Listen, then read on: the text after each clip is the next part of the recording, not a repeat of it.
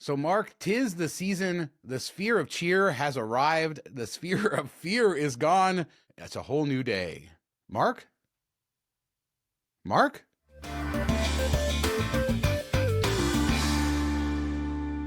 Welcome to MTM Vegas. Mark is off today. He will be back later in the week. We're going to do a different type of show today, just me, but still the news and a lot of interesting stuff. I hope you all had a great Thanksgiving. I had a wonderful Thanksgiving. It started at the South Point, 7:30 a.m., getting some bagels at the Del Mar Deli. If you don't know, they're owned by Bagel Cafe. Some of the best bagels in Las Vegas. And I got there a little early. They didn't open until 8, so I decided to explore the casino a little bit. Realized I hadn't been out to where the equestrian center is, the arena is in a while, so I walked out there. It's about a mile from the casino, and look what I found. Are these the loneliest slot machines in Las Vegas? I think so. This video kind of went viral on X, and a lot of people had things to say about this. A lot of people said they're very lucky machines, that they win on them. Cocktail service, spotty. That seems pretty obvious. And this is also apparently the smoking area for people when they go to the arena and events out there, the tournament bowling center. But I think people should just go out there and play. I think next time I'm there, we'll go check those out. Didn't have a lot of time, but what are the loneliest slot? Are there lonelier slot machines in Las Vegas? Let me know down in the comments, because this is about a mile, well, not really, but a long way from the casino floor. So let's move on to Plaza downtown, and there's some interesting news coming from there. Starting with Oscar's, one of my favorite steakhouses in town. Love it out there, and I love the patio specifically. That is where I would love to sit. Now, most of the year in Las Vegas, it probably isn't the best idea to sit out on the patio. In the winter, it's too cold. The summer, too hot. And for that reason, Oscar's has walled in some of the patio area. Now, the main patio that's way out towards the street, that's still there. But this little area that's covered used to not have walls. Now it does. Here's what it looked like before and after. I think they did a great job. It looks really nice here. Fits in with the steakhouse theme, gives them more use of those tables year round. But again, if you're downtown, the weather's nice, go sit out on that patio. See if you can get one of those tables right on the edge, look down at Fremont Street, all the neon, the lights. It's really cool. Also kind of cool is Sand Dollar. That's one of our favorite bars. Mark and I have talked about that a lot, and we love the original Sand Dollar, which opened in 1976 over in Chinatown. They have live bands every night, no cover charge. It's really neat. And they tried to bring that concept to Plaza, and they promised a few years ago when it opened in 2022 that this is what was going to happen, that they were going to bring bands and this sort of live atmosphere to Plaza. Unfortunately, that hasn't been the case. At some point recently, they changed the walls and they put in glass to kind of open it up. I know some of the bands had been canceled earlier this year, and Vital Vegas has done a great job of reporting on this. Shout out to him, but he's now reporting that Sand Dollar is out at Plaza and that they are not really revealing what the new concept will be, but they have some sort of idea for this. For people who don't know, this is sort of way down on the casino floor, away from Fremont Street, close to where the pizza place is, very far south in the property. And so it's sort of hard to draw people in for the synergy there. But I like the space. It was nice. I know a lot of people said they liked the video poker there. Every time I walked in, there was nobody in there or just a few people. It never had the atmosphere that you would expect. So glad Sand Dollar is living on the original in Chinatown. You should definitely go do that, and looking forward to what Plaza has to offer here. We don't know. We shall see. I'm sure Vital Vegas will tell us. This episode is brought to you by Greg Shaft from Barrett Financial. Greg is a friend of the show, Vegas local. He knows and loves Las Vegas and wants to help you. Whether it's a purchase, refinance, mortgage questions, scan the QR code, email, call, get in touch, and he will help you out. Support Greg, support the show.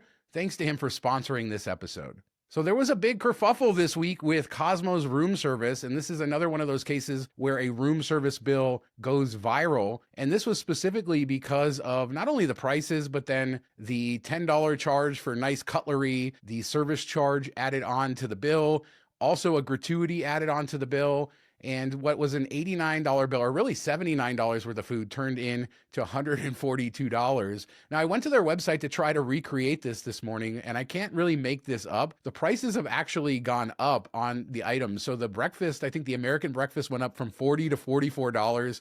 The other items were up $1 more. This just happened a few days ago, so I don't, did they see all of the stuff going on and they just decided to double down and raise the prices? I don't know, but I want to be fair to them. I went to the website, recreated this order. As I said, the price of the food itself was more expensive, but the tip option is at the top, so you don't have to add the tip. And maybe you could, maybe you would feel bad if you didn't, but this person didn't show that portion, as you can see here. And if you do add it, then you end up with a gratuity, a service charge, a charge for the plates, and it gets to be pretty ridiculous. But what do you guys think? I mean, we've talked about room service bills before. Part of this is just the normal cost of room service. You're going to have all of these extra charges, but Vegas, doing what Vegas does, it figures out ways to get more money from you. For example, that $10 charge for a nice setup for your cutlery and all of that. I think that's a bigger BS thing than a service charge and then a gratuity on top of that. Of course, the prices pretty crazy as well. But I think the craziest thing is that they just raised the prices in the last couple of days.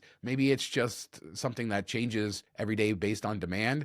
I wouldn't be surprised in Las Vegas. Somebody let me know in the comments, but this went crazy on Reddit. Tons of people criticizing Cosmo for it. I don't think this is a Cosmo problem. This is a Vegas problem. But I think if you're in a nice hotel anywhere in the world and you order room service, it's probably going to be expensive. You're going to have a high service charge, high gratuity. So let me know in the comments, is this out of bounds? I don't see it as out of bounds. You're ordering room service, but I don't know. A lot of people not happy about this. But a lot of people are happy about bingo coming back to the Strip. This is one I didn't have on my 2025 bingo card. Yeah, get it? It's Mark will be back in a few days for more terrible jokes, but Circus Circus is bringing back bingo. Can you believe that? We haven't had bingo on the Strip since Riviera in 2015. That's how long it's been since there's been a bingo hall on the Strip. Of course, bingo very big in locals casinos. Plaza downtown has a very famous bingo hall, but Circus Circus is bringing a new one to their promenade level, 225 person bingo hall, along with some food. It says hot dogs, pretzels, nachos, beers, as well as a few chic cocktails, they said. So this will be interesting. And they're going old school. Bingo nowadays, all electronic. You got a million things. Well, now for $30 at Circus Circus, you're going to get paper, you're going to get a dauber, and you are going to do it like the grannies of old. And that is fun and good and a perfect fit for Circus Circus. They also said that they're going to renovate some of the casino. Now, this is the second floor, the promenade. Kind of if you're going to the Adventure Dome and you keep walking past there, there's some machines there in the Skyrise Casino, I think it's called. So maybe we'll get some renovations there to tie in with the new bingo hall, kind of disconnected from the main casino. But this is Circus Circus doubling down on their classic Vegas vibe. They even said so much. Their general manager said, we want to do something a little bit different. As the years have gone on, we've seen great success in bringing back that vintage Vegas feel with the coin-operated slots, with the $2 beers, $2 hot dogs. So yeah, that's what they're doing, and they're doubling down on that. They're also going to do some freshening up of the property in 2026. They have been doing that for several years. So paint is coming, I guess, more paint. New carpet is coming as well. So we'll get to see what they're doing with that. Just don't touch that Slots of Fun carpet, please. But I would be excited to see what they have in store for Circus Circus, Vintage Vegas, carpet. Let's do something cool. As a reminder, we have our Patreon. $5 a month gets you access to our weekly after show. Lots of fun behind the channel. Merch discounts too. Patreon.com/MTM Vegas for all the information. Thanks to all the awesome people in our Patreon community.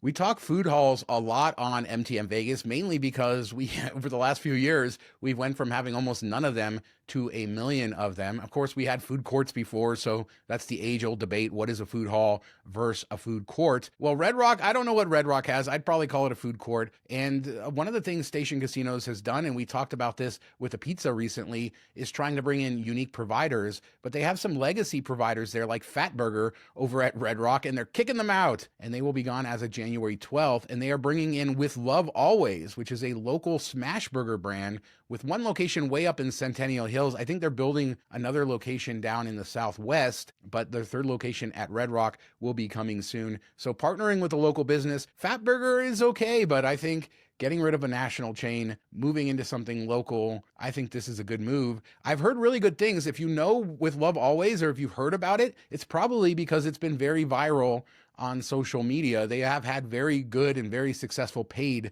social media campaigns. I have heard good things though, and I have not tried it myself, so I can't tell you how good the burgers are. But if you've seen videos of lines out the door, yeah, that's why. And so a successful launch here, local business people from one location up to 3. Congratulations to them, and more of these sort of establishments to replace the big national chains, station casinos. I think this is a good move. There's a couple other Fatburgers in station casinos that could go. What should also go is that 90% gambling deduction nonsense that passed with a big, beautiful bill earlier this year. And I think everybody is sort of against this, depending on size. Now, the thought behind changing the deduction from 100% to 90% was to raise more revenue. This wasn't a mistake. They wanted more revenue, and they decided they were going to take it from gamblers who were writing off their losses. And this is a strange way to do it, given the rules that are in place. Adita Titus has been one of the biggest advocates for getting rid of this and changing this since the bill was passed, and she's been trying to get it done before the end of the year unsuccessfully. She introduced a Fair Bet Act, and I think she has like 21 co-sponsors all across the aisle, Democrats, Republicans. This isn't a partisan issue for many. And I wonder, people who watch this show, there's a lot of people in the gaming space who will be affected by this. I think the average gambler probably isn't. The average mom and pop, you're not hitting hand pays all of the time. But there are a huge amount of gamblers, including some of the influencers you watch, that this will affect significantly. So Titus really pushing to get this on the agenda by the end of the year, to get it voted on, to hopefully, this is just common sense, right? It doesn't make a lot of sense to have a 90% deduction on your gambling losses when you're taxed on the winnings. So you can't really offset that. It just, hopefully Dina Titus can get her clout in Washington to work here and we can get this, but I wouldn't hold my breath. She's been really beating the drums trying to get this done. And maybe, with the clock ticking, just a few weeks left till 2026, maybe she can get it fixed. But you won't have to do your 2026 taxes for a while. So there is still time, even next year, if she can keep pushing this forward.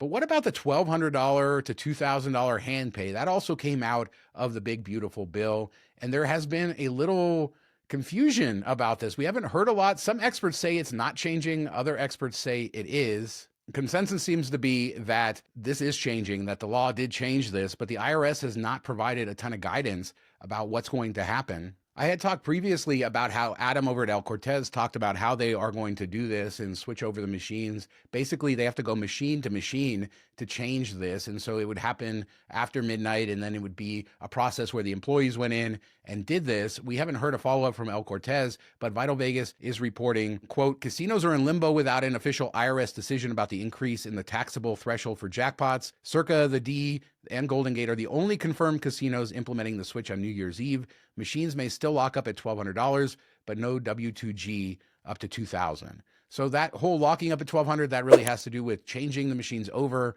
And I'm expecting we'll learn more about this and they will get the guidance that they need by the end of the month. But even if it locks up, they will follow whatever procedures are for the hand pay. So if it's under $2,000 and that's the rules as they see them, I don't even understand how we don't have clear guidance at this point. It's very strange, but this is the world we live in 2025.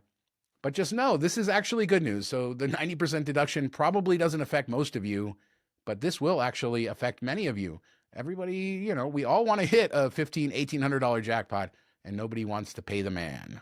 And let's close with this. NoMad. Hilton bought NoMad, a couple years ago almost now, and they decided that they're going to take the NoMad brand and plaster it around the world. I talked to Hilton executives about this last year, and they really have high hopes for the NoMad brand. Mark and I have talked about NoMad a lot on this show and really love the property. I've stayed there 4 or 5 times now.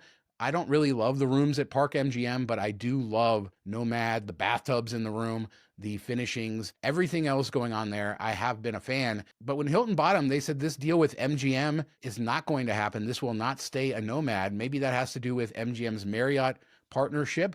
Who knows? But finally, we got the news about what's going to happen to NoMad Las Vegas, one of the best values, I think, in all of Las Vegas, a hotel you all should check out because it's different, it's unique, it's cool, and the prices are often not that bad. But the 293 rooms and suites at NoMad Las Vegas are being rebranded to the Reserve at Park MGM. The Reserve name is something, we see in the credit card space, the Sapphire Reserve. I've seen other hotels use the Reserve. It's supposed to mean elevated and better. And so I think this sort of makes sense given the brand within the brand at Park MGM. It's interesting that they're going to tie in the NoMad property, so now the Reserve, into the Park MGM name. That's the first time that's sort of happened. It's not its own separate thing. But NoMad has several different venues that are unique to that property. So what are they going to do with those? They're going to come up with some very unique names. So the Terrace Pool will be the new name of the NoMad Pool. The NoMad Library will turn into the library, and NoMad Bar will be called the Reserve Bar. So there you go, huge changes there. But I think, based on all the language they used in this press release, that we are going to see the same rooms, the same public spaces. The last time I stayed there was some wear and tear in the rooms. So,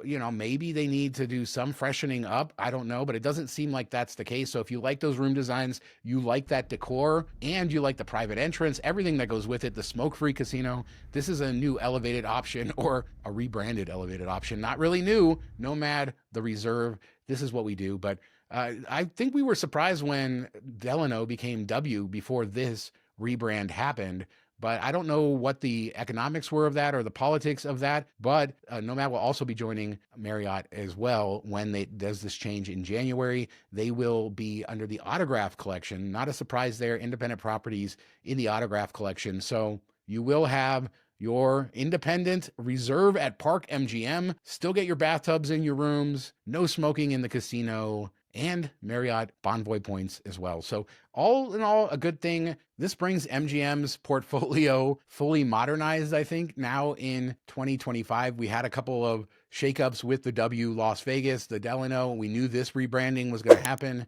But outside of that, it seems like we are here for a long time, unless you go and believe some of those rumors that Excalibur is going away, or Luxor is going away, or that Mandalay Bay could be rebranded to the Mirage. Remember that MGM owns that name after, I think it's 3 years. So it's coming up on the time when MGM would get the name the Mirage back. So could that happen down in the future? I doubt that they'll sit on their laurels, but this is the kind of big piece of property news that we've been waiting for. And it's a bunch of nothing. It's the same thing, but that's a good thing because this was a good Las Vegas thing. So I know this show is a little shorter than normal because it's just me talking. I hope you enjoyed this episode. Let me know in the comments what you think about the Fair Bet Act, the threshold. Do you think it's crazy that we don't have more guidance on this, that the casinos aren't more prepared for it? The new burgers at Red Rock, are you excited about that? Bingo at Circus Circus. Bingo coming to the Las Vegas Strip, old school style with daubers. Is that your jam? More vintage Vegas coming to Circus Circus too. That is a great bit of news. Let me know in the comments what you think. We do 2 shows a week, Tuesdays and Fridays, and we will be back in a couple days. Mark along with me. Thanks so much for watching. Talk to you next time.